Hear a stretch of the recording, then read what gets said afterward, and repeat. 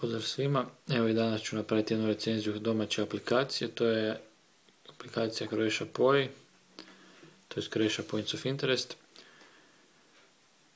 Ako neki ne znaju što uopće znači te Points of Interest, to su znači točke interesa pod koje spadaju znači banke, bankomati, benzinske i slično.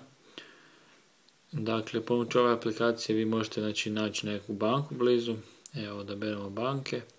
Naprimjer, želimo naći PBZ blizu sebe, nabrali smo PBZ i idemo tražiti.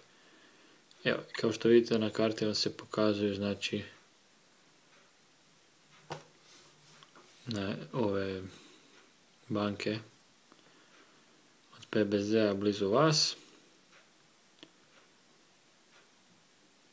Možete na primjer ako želite i Raiffeisen banku, prikažu vam i to. Evo vidite, znači imamo bankomate i banke. Dobro.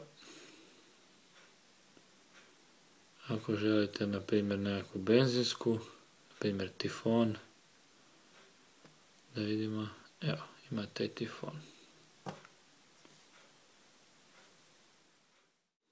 U ovoj aplikaciji znači implementirana vam je i augmented reality opcija, pomoću koje vi u biti u stvarnosti vidite gdje vam se točno ispred vas ili bilo gdje nalazi taj banka, benzinska ili slično.